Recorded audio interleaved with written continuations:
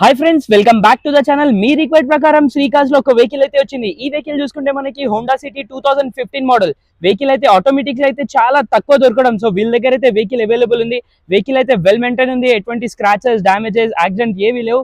Vehicle చూసుకున్నట్టయితే మనకి అన్ని గ్లాసెస్ అయితే ఒరిజినల్ గ్లాసెస్ ఉన్నాయి. బ్యాక్ సైడ్ చూడొచ్చు మీరు. బ్యాక్ సైడ్ అయితే మనకి డీఫాగర్ కూడా వచ్చేసింది. వెహికల్ ఎస్వి వర్షన్ వెహికల్ చూడొచ్చు, చాలా అంటే చాలా బాగుంది.